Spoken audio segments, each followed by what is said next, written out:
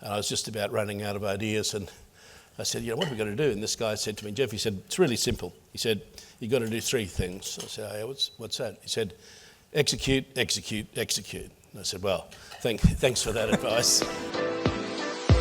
It's now time for me to ask our guest to come and join me on the stage. Jeff Quartermaine, Managing Director of Perseus Mining. Please join me in welcoming Jeff.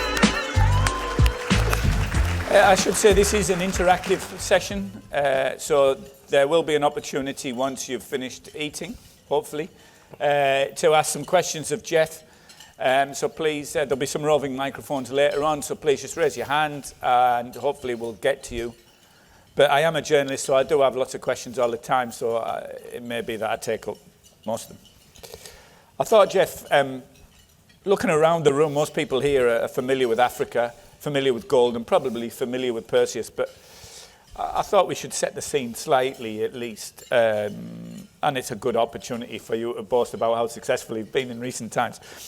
For those of you who don't know, Perseus is obviously an ASX-listed company with gold assets now really across the African continent, with 3 operating mines, 1 in Ghana, 2 in Cote d'Ivoire, and then exploration projects in Tanzania and in Sudan.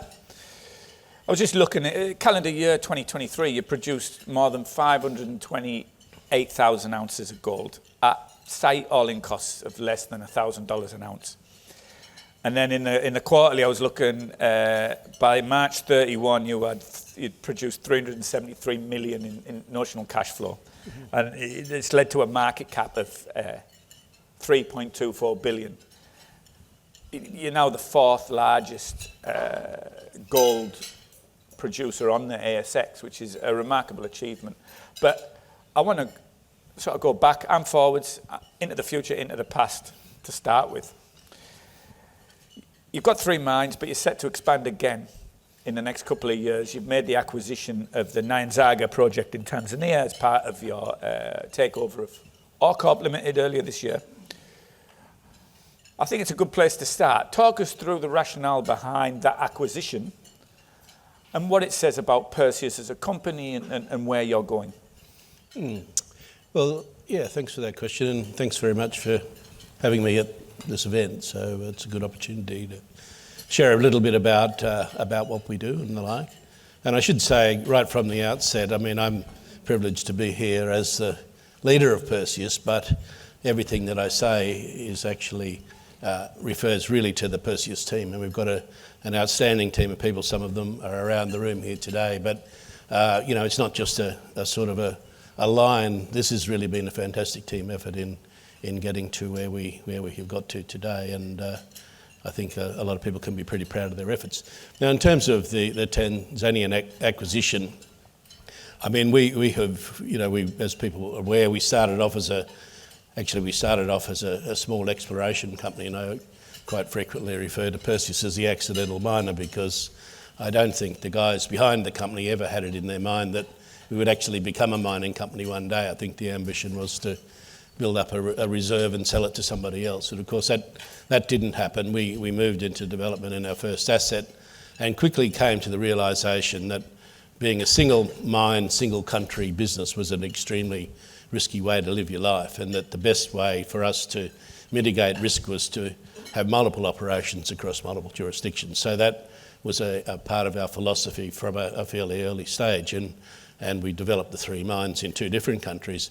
But ever since then, we've been looking further afield for opportunities, and of course, with added competition, it becomes difficult to pick some of these things up at a reasonable price. And we did acquire the Sudanese property back in, I think it was 2022, and that was with a view to bringing that into development and to having a 4th operation in the not too distant future. Of course, history tells us that didn't happen and probably won't happen in the immediate future.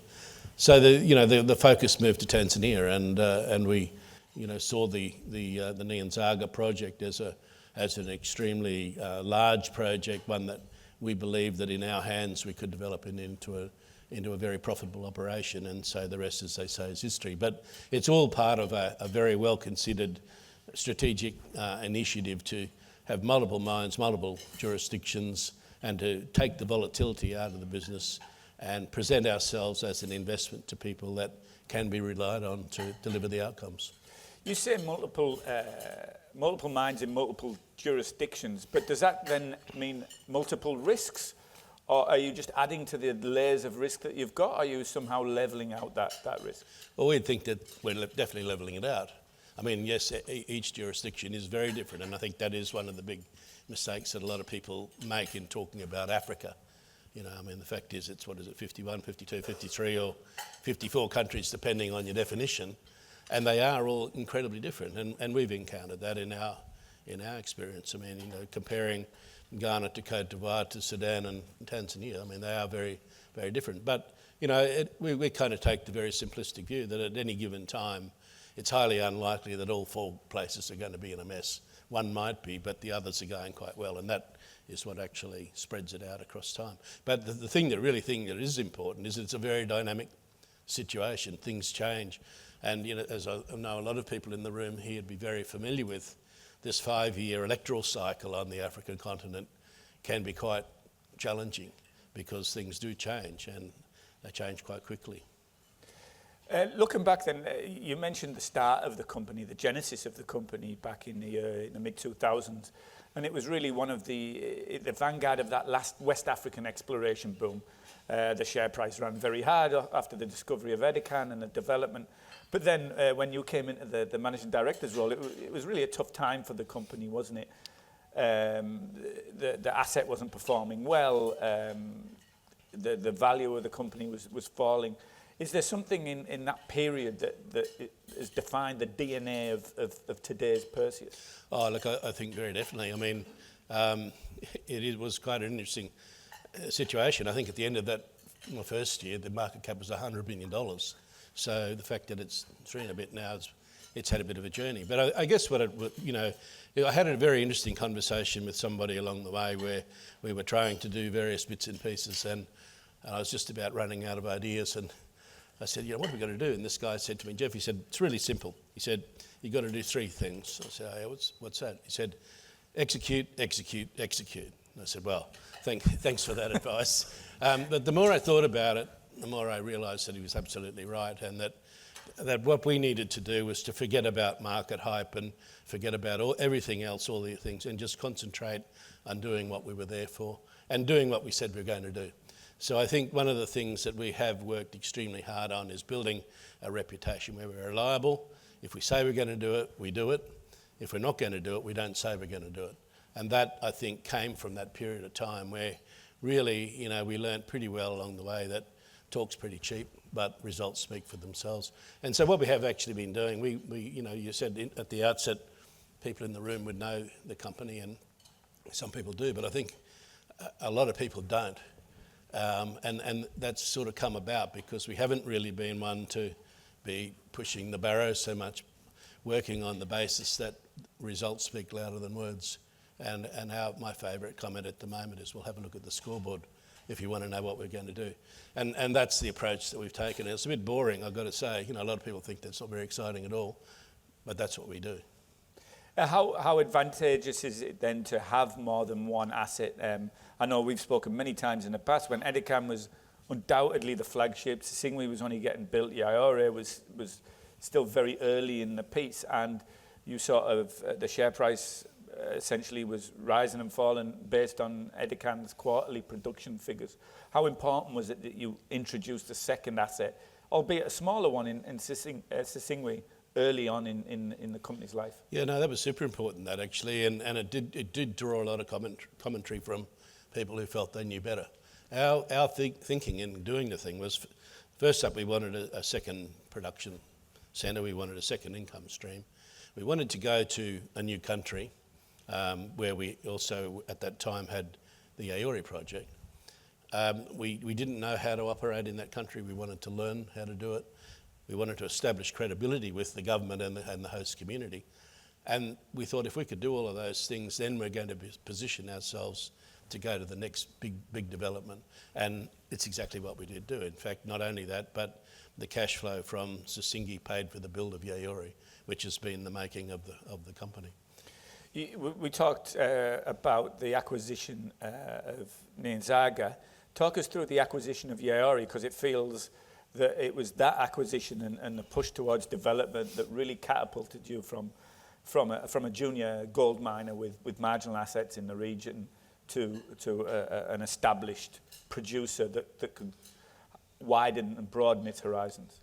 Yeah, no, I mean, it's an interesting one actually, because a lot of people did look at Yaouré. When I say a lot of people, a lot of big companies did, and they didn't like what they saw. And I have to admit, when we first looked at it, we had the same view. But we kept going back, and eventually we did see things that were quite interesting. And now, it's quite ironic in a sense, because John McGloin, who was the executive chairman of Amara, is on our board. And, he likes to remind me today that the reserves that we've established are what he was talking about back then, and I have to remind him that they're there for a very different reason to what he was saying at the time. But we have actually been able to expand that and turn it into what is a really high quality operation. There's with Nyanzaga then, is it going to be a similar situation? Are you going in and having a different vision for the project than what was originally proposed?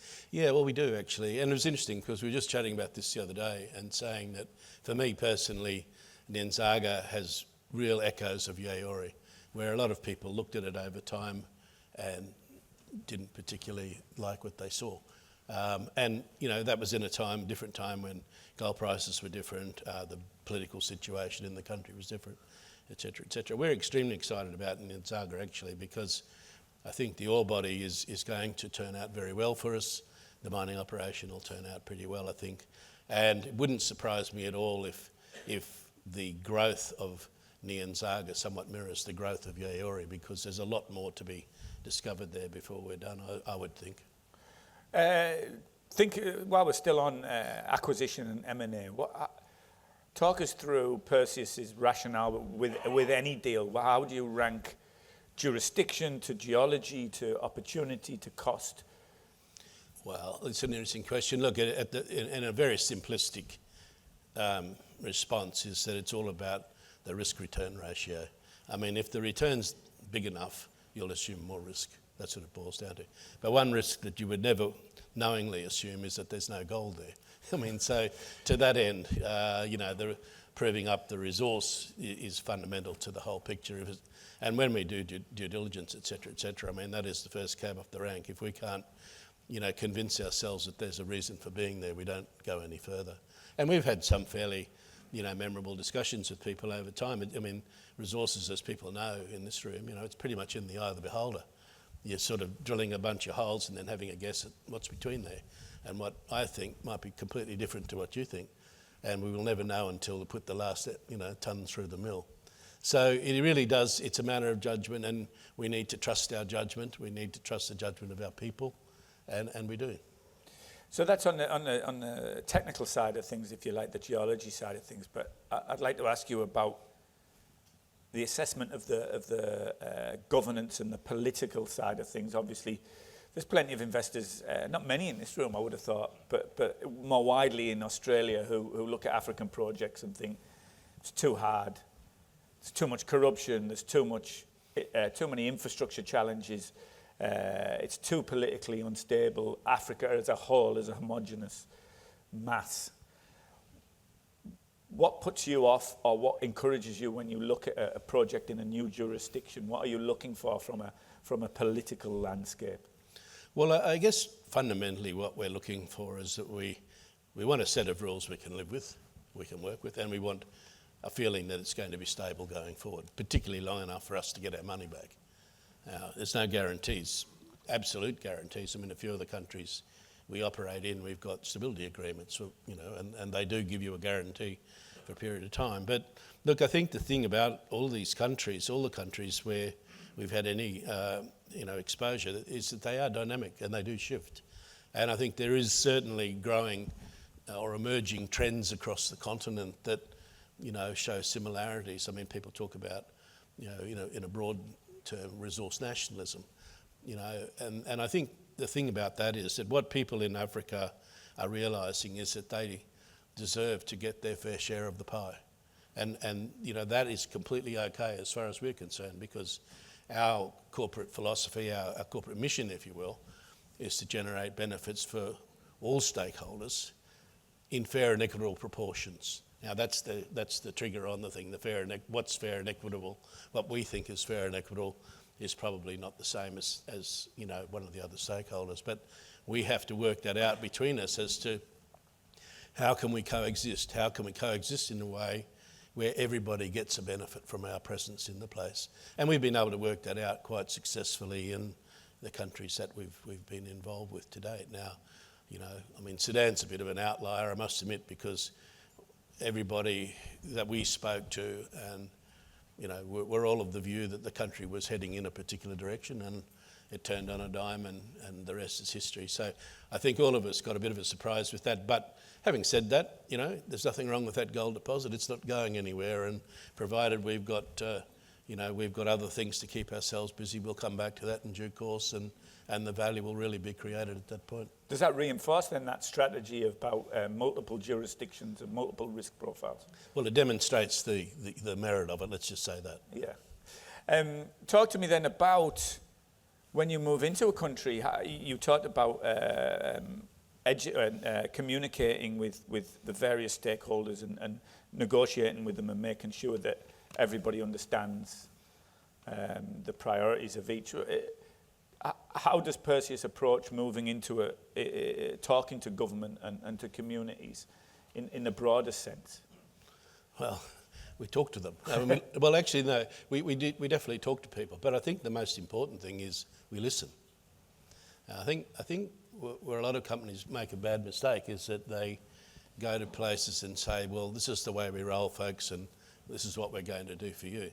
And that works to a degree, but I think in an emerging sense, people have got their own views as to what's good and the like. And from our point of view, I think a really important thing is to listen, to be inquisitive, to be flexible in your approach. You really have to understand what you're about. For instance, of course, Perseus has a very well-defined set of values, and as far as we're concerned, those values are inviolable. Now, on the proviso that we're not being asked to breach any of those things, we can bend our business model to suit the circumstances and do it in a way that generates benefits, for say the host government. I'll give you an example. I mean, we were approached some time ago by the Ghanaian government, who said, we want to buy your gold. And it's like, holy Jesus, what's coming down the turnpike here? Is this a sort of an attempt at expropriation or whatever?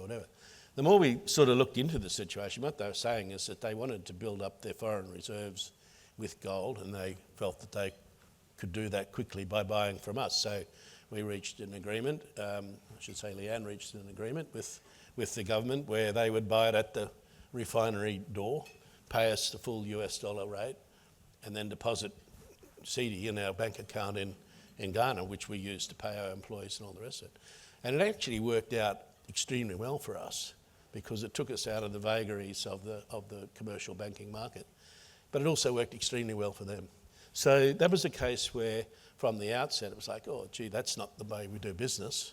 But it actually is a way that we can do business where they get a benefit and we do as well.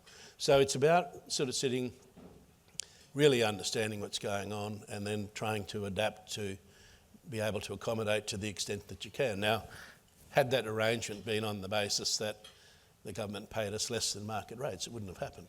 Or had it involved some payment off to some person on the side, it definitely wouldn't have happened. So, you've got to understand who you are, what you're about, and then work within that and find a way forward. Is that approach, does that resonate cross-border? Does the work that you've done in Ghana or Cote d'Ivoire, has that helped when you've gone into Sudan and then gone into Tanzania? Oh, I think it does. I mean, it helps us to have confidence in our ability to do the task for a start. But also too, when we first went to Tanzania earlier in this year, and we could say to the host government, or what has become our host government, that we've been operating in other countries and these are the benefits that we've delivered. And in fact, I think I might have used the words in my first conversation to the minister there. Well, if you'd like to actually check on our credentials, ring your counterpart in Ghana or in Cote d'Ivoire or wherever, and ask him about the company and see what they've done. Now, I don't know whether he ever did that, but he certainly let us in the door anyway. So, And what do you think they would say if he was to ring the Ghanaian minister? What would the Ghanaian minister say about Perseus as an operator within the country? Well, I'm not too sure about that. You'd have to ask him, I'd say. But first of all, you've got to get him on the phone. That might be the biggest challenge. But, well, we did have him in Western Australia for Africa Down Under a couple of years ago, but we didn't actually see too much of him, I must admit.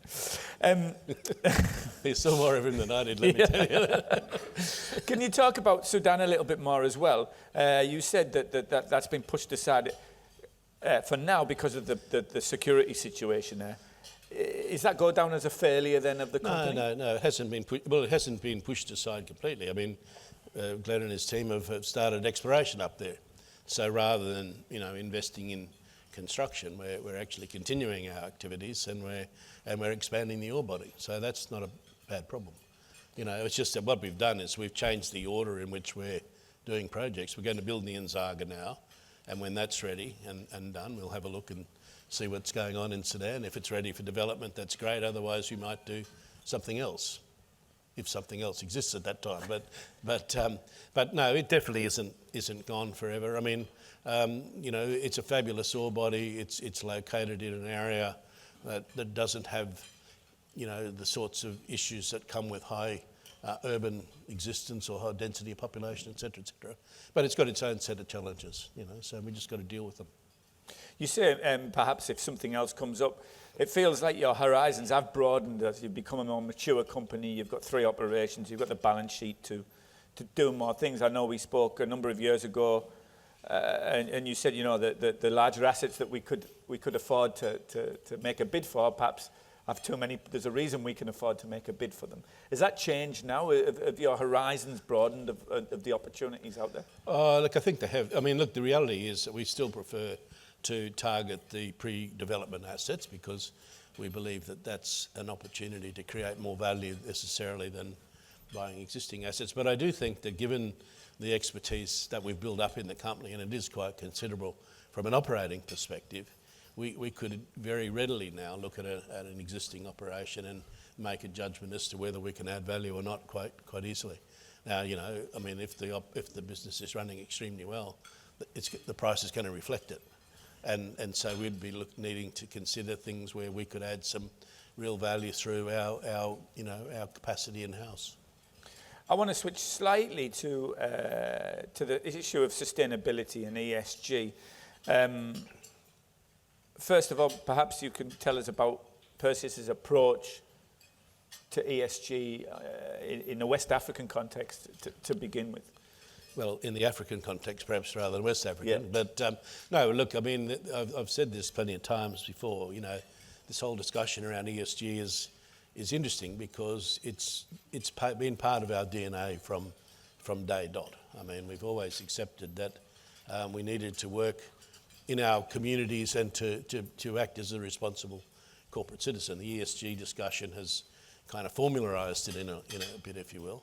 And so, for us, it doesn't make much difference. We've been doing it anyway, and we're moving through it. If you look at the individual components, well, the E piece, that's a non-negotiable. I mean, it has to be part of your DNA to protect, the environment in the best way you can possibly do. And there's all manner of legislation and the like that tells you exactly where you've got to be. So that's pretty straightforward. From a G point of view, a governance point of view, it's not terribly dissimilar.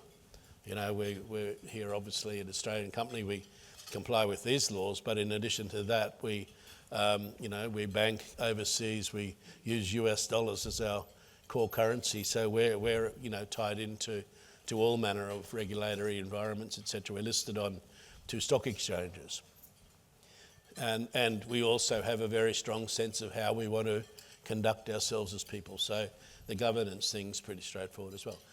The variable in the middle is the S, and for us, when we spell ESG, it's spelled small e, capital S, little g, because it's that S piece that says if you're not welcome in somebody's host community, you've got nothing at all. And so we have to work extremely hard at making sure that we actually do make a positive contribution in a social sense to into our host countries. And so, we do all of the things that are legally expected of us in the sense of saying contributing into trust funds to build infrastructure and all the rest of it.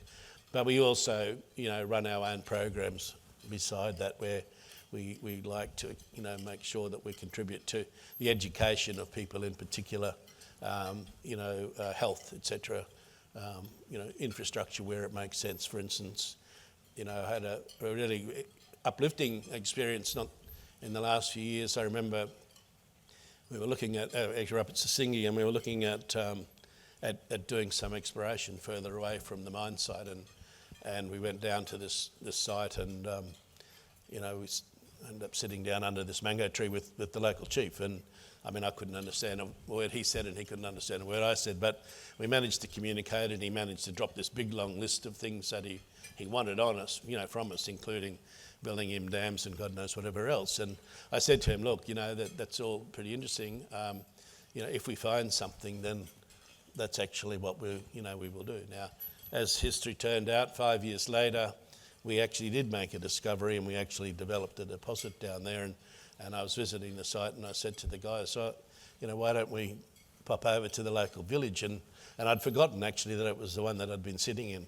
Anyway, we turned up there, and there was this, quite a performance got put on. But it was really quite pleasing to be able to say to him, look, and by the way, we are actually building that dam. And then we came back a few months later, and it was actually built. And that, where it's located makes a massive difference to those people, because they can, water their animals and water their crops, and they're in an area which has high rainfall and then really dry. So that was something that we didn't have to do, but we did it and was greatly appreciated. And I think it's actually created a much better environment for that community. So in a sense, I think people like in our position, and in the position that a lot of the companies at the lunch here are, we're actually very, very privileged to be in a position to be able to help people in that way. Yeah, it makes me think, listening to that story, that there's a lot of debate at the moment about critical minerals and the importance of minerals like lithium or copper or nickel or rare earths to the energy transition, and the importance of mining to the energy transition. Gold is obviously not on the critical minerals list in Australia or in the US or in Europe for that matter. But would you say it is critical in places like Ghana or Cote d'Ivoire or Tanzania? Well, a few of the chiefs in Ghana would have no clothes if gold didn't exist. Let me tell you. No. Look, it is important in the sense that it's a store of wealth. It's something that people will pay for, and it puts money into the environment. Try and tell the Chinese and the Russians that gold's not a critical mineral right now, and I think you might get a different view. So, look, I think the conversation around all this is a little bit limited. Yeah, it's critical to those communities and those countries. On the issue of ESG, tell me about the competing priorities of different stakeholders when it comes to ESG and sustainability. You mentioned talking with government, you mentioned your communications with communities. I assume investors in Australia, or in the West at least, have different priorities around ESG. How do you manage those sort of competing priorities? Yeah, look, it's an interesting one, isn't it? And it changes over time. We were probably at peak ESG maybe a year ago, 2 years ago. Things have certainly backed off since then. And, what we're actually hearing is that some of the institutions that are particularly vocal about what we must do have come to the realisation that doing some of those things, not only is it impractical, but it's bloody expensive as well, and it's going to cost them. And so they're not quite as demanding as what they are in the public arena. So I think there is a bit of a shift in thinking going on. Now, that doesn't mean to say that we should abandon the whole business. I really don't think that that's the right answer at all.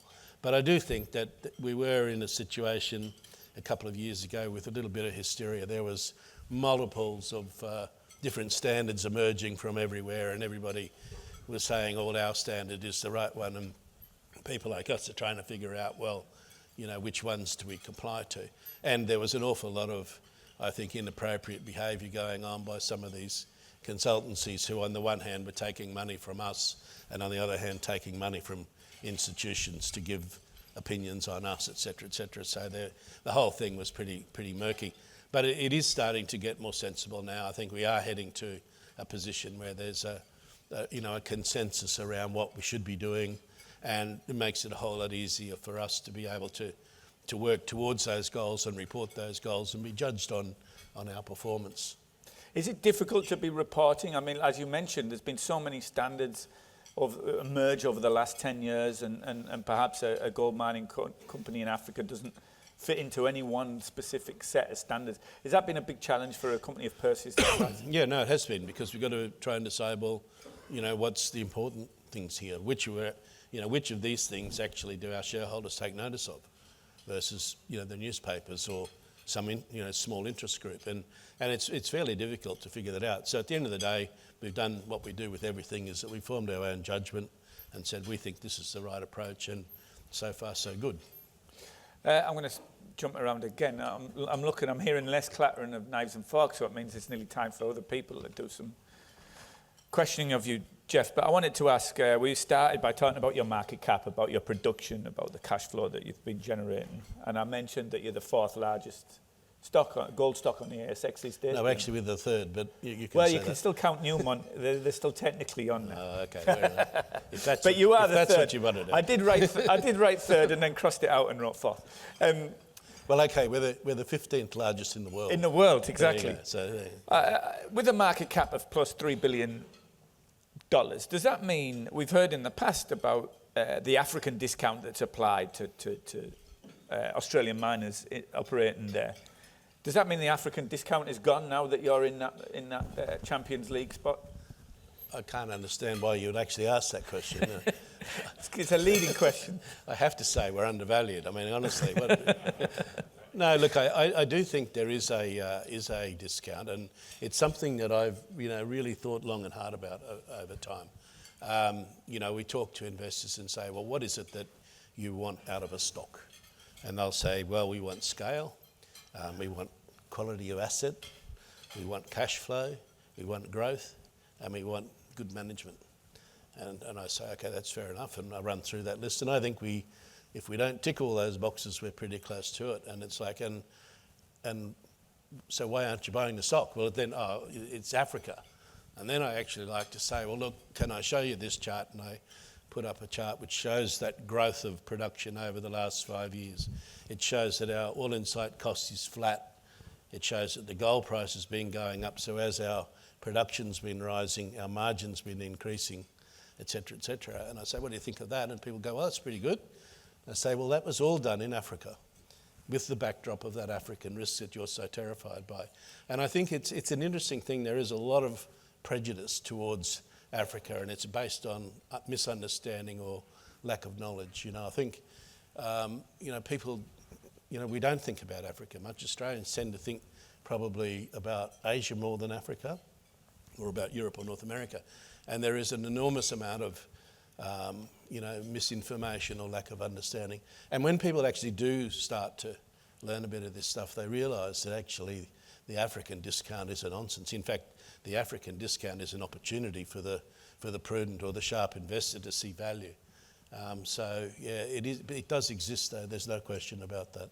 Are you surprised? We've seen those couple of companies who are larger than you and others in the Australian gold sector move into North America, Canada and US in particular, into some pretty harsh environments climatically. They've struggled, but none of them have really even considered Africa as a destination. Does that surprise you that hasn't happened? No, it doesn't in a sense, because I think that a lot of people make the mistake of thinking that Canadians and Americans are the same as us, and that by going there we'll be operating in the same environment. Well, I can tell you nothing is further from the truth. It really, the American culture, the business culture, the Canadian, is as different to Australia as any of the African countries are. And I can say that, but the scoreboard that I referred to, I would point to the scoreboard of Australian companies that have succeeded in North America in the last 30 years is pretty empty. You know, not too many people have done terribly well up there, and you can all think of examples where people have gone there with grand hopes but have struggled. And I think a lot of that comes down to, you know, the fact there are some serious cultural differences, and they probably haven't been fully understood before people embarked on that thing. So to that end, it doesn't surprise me that people form that view, but I don't think it's particularly valid, put it that way. Is the African discount lessening then, compared to when you started in the role in 2013? Is there people more appreciative of the potential of Africa? Look, more people know about it, I guess, but the reality is this. You know, things like African discounts is an excuse. If you do well enough, if the company's doing well enough, people will forget about that. And so it really comes back to the thing that we talked about before. It's about performance. It's about putting runs on the board. If Perseus is generating significant profits, doing it at the lowest cost in the world or in its peer group, it's paying dividends, et cetera, benefits to everybody, then that's an attractive investment proposition.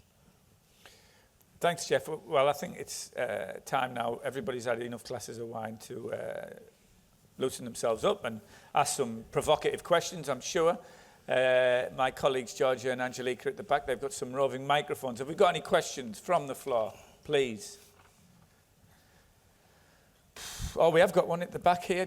The microphone's just behind you. If you could just let us know who you are and who you represent. Hi, Jeff. Firstly, congratulations. You tell the African story fantastically well. Brendan Augustine is my name. I'm an independent consultant now, but I've worked many years in Africa, and to see an African success story coming out, another African success story coming out of Perth is fantastic. I work quite a bit on Tanzania, and I followed your transaction in Tanzania quite closely. I guess when I deal with clients, we look at the arc of history. You mentioned resource nationalism. You know, we had President Magufuli that really shook up the industry there. You've decided to go back in. How do you evaluate it from that arc of history? You know, do you think it's a past ill, and we're now in a different phase in Tanzania, or are you building it into your risk profile as to how that resource nationalism can come back and bite us all again? Thanks. Look, I think it's a more complex situation than perhaps you're presenting there. I mean, you know, certainly going back a few years, you know, certain things happened in the country, and there were probably pretty good reasons for them to happen. The fact of the matter is that there's a different government in power today, or a different president, I should say. The party is the same. There's a different president, and she is taking a very different approach to a predecessor, and is bringing in a lot of younger people who you know, very thoughtful and are very highly motivated to transform the country. So, you know, we're really encouraged by what we've seen. And, you know, since the beginning of the year, we've spent a fair bit of time in country talking to key people, and we know, you know, I can see a few in the audience here who know the country even a lot better than we do, and we've been talking around that. I think actually it's heading in a pretty good direction. Now, the fact of the matter is it does have an election next year, and you know, it'll be interesting to see what happens off the back of that. Tanzania is an interesting country. You know, prima facie, people would say it's a vibrant democracy, and it is, because every 5 years they have an election, but every 5 years the same party wins. And then, you know, who actually runs the country is not decided by the people, that's decided in the party, and that's not quite such a democratic process, I would gather. But look, we're very optimistic about the future of the country. We think that it's blessed with fantastic natural resources. The people are really, you know, very decent, the people we've dealt with to date at least. And, you know, we've got a very, very good asset. So there's nothing that we're seeing at the present time that causes us to be terribly concerned. In fact, we're getting after this with a lot of enthusiasm and energy. Thanks, Brendan. Did we have any other questions? Just while we have got one. Good. Just in the middle table here.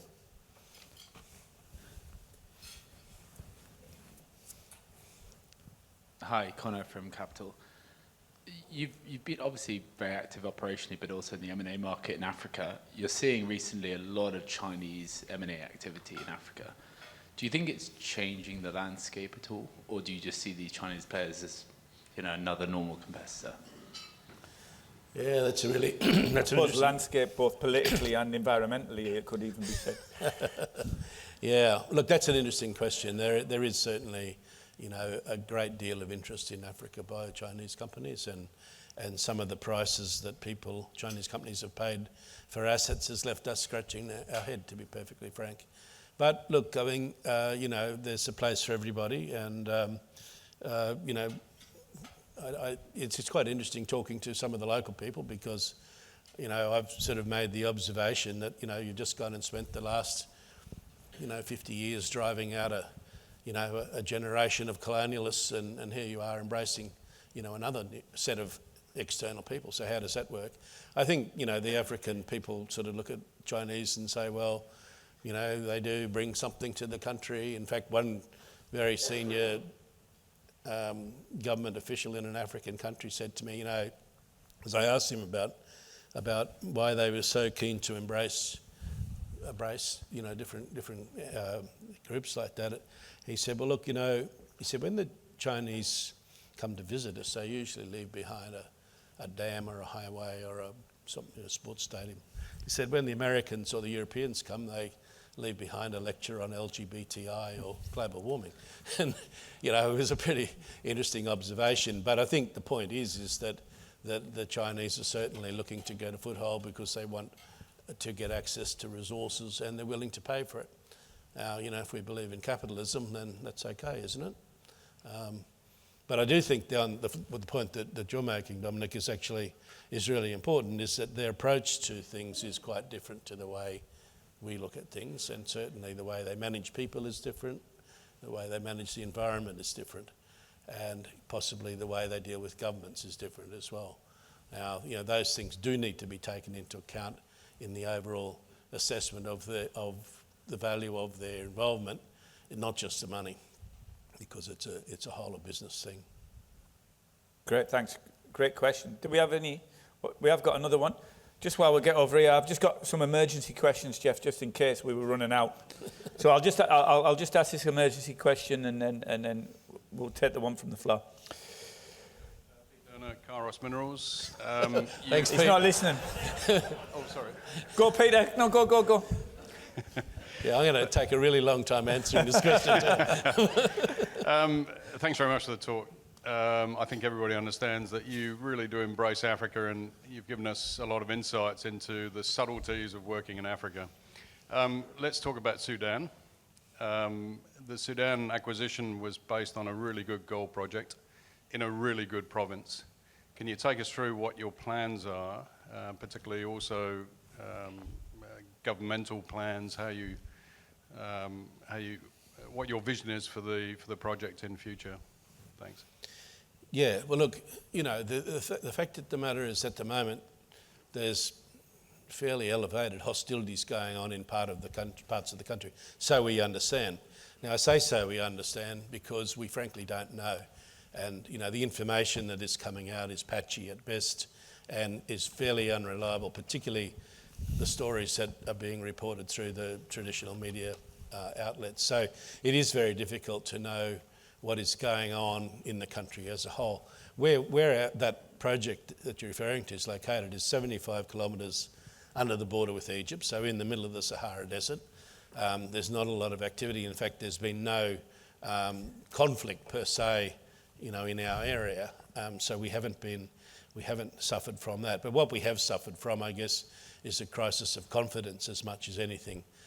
Do you put $500 million into a country that is war-torn, so to speak? I mean, and that's a big question. And other people have said to me, so what would it take for you to change your mind? And I've got to say, I don't know is the short answer. I don't know what would cause us to have the level of confidence you need to make that investment. So, we do have a very good relationship with the government, as it is at the moment, and particularly the Ministry for Mines. The Minister was actually out here a few years ago at ADU. We do have a very strong relationship, and we're working with them, even though all this other stuff's going on in the country. I think we have started exploration work, drilling work again to prove up some of the areas of that deposit that you're referring to that perhaps were a little bit underdone when we bought it, and we think that there's a pretty fair opportunity to expand that. Going into the future, I mean, it's very, very difficult to know what is going to happen in the country. I mean, by talking to some of the Sudanese businessmen and the like, I think their betting is that there'll be a negotiated settlement at some point in the not too distant future, because people are kind of getting a bit tired of conflict. I suspect you might find a situation where the country gets petitioned again, actually. So, east and west may be different pieces. Now we are in the sort of the eastern side, I guess, and in the area that's controlled by the government and by the Sudanese Armed Forces. So for us, if that is the solution, it'll be business as usual, pretty much. But it is a question that we have to ask ourselves, and our investors would ask of us as well. How secure is this, and is it a good idea to put $500 million here versus somewhere or other else? And I've got to be perfectly honest and say I don't know the answer to that just yet. That entire region, the Nubian Shield, the Arabian Shield, is really turning into an exploration hotspot at the moment. Absolutely, and people would probably be aware that we've recently, entered into an arrangement with Ajlan Brothers. This is the mining division of one of the big Saudi conglomerates, and the objective of that grouping is to look at opportunities in that area on the Arabian and the Nubian Shield, and where it makes sense for us to go forward together. Now, the benefit of that for us, the benefit for them is that we bring a level of expertise to the table. The benefit for us is that they bring money to the table, but also they bring political air cover, if I can describe it in that way. I mean, for us, the reality of understanding how all these cultures work, and particularly where you've got a situation where you've got the Arabic culture clashing with the African culture, it's quite complex. And having people who can maybe guide you through that scenario, is super important, I think. But in terms of the geological potential, and coming back to the one of your questions about what's important, the geology and the prospectivity of that region is fantastic, and it's fantastic because it hasn't been explored, and it hasn't been explored because it's been pretty inaccessible in many respects over time. So there is a risk there, but there's also a fairly super reward, and it's an area that we're going to spend a bit of time having a good look at, I think. Thanks, Peter. We've got time for a couple of more questions. Slowing down just while you're thinking. We'll go to my emergency questions now. Jeff, would you rather an accountant run your exploration program or a geologist run your accounts department? Well, I have to say that, as a former engineer, I was running the accounts department for a while. So that's got some appeal. But I can tell you, in a company our size, neither of those are particularly attractive. Leanne, Glenn, noted. Another emergency question then. In Greek mythology, Perseus removed Medusa's head and used it to turn monsters into stone. If you could turn one adversary to stone, who would it be? And why is the answer proxy advisors? Yep, well, you've been talking to me for much too long, Dom. No, look, I mean, we don't really want to turn anybody into stone, but proxy advisors are not a subject that I really embrace very readily either, just quietly. Actually, we'd rather not think about Medusa. I would prefer to think about Diana, actually. So. We've got time for one more question. We've got one, and it'll be even better than my emergency questions, I'm sure. You sure? Jeff, you've talked about the fact that you're trading at a discount, and you're subject to the home board that you're on. Is one of the ways of moving that discount to a premium, moving to a financial jurisdiction which doesn't discount the African risk as much. Well, are you suggesting that we should move to where? To London, for instance, is probably the obvious Well, one. no, London, No, New look, York, I don't know that. Toronto. Oh God, we're already on Toronto, mate. No, look, I think that no, the African discount thing is a bit overdone. I mean, certainly out of the UK, I think UK investors tend to have a better appreciation of Africa. A lot of them have visited the continent, on holidays and all that sort of stuff. But in comparison to North America or Australia. But no, I don't think changing jurisdiction is the answer at all. In fact, what we want to do, and mainly because investors invest cross-border, as you well know. So if you look at our share registry, I think, 40+% is from the United States. We've got a pretty decent slab out of UK, Europe as it is now. So moving into those places doesn't make any difference. But being in Australia actually does work very well for us because the ASX listing rules are as good as anywhere.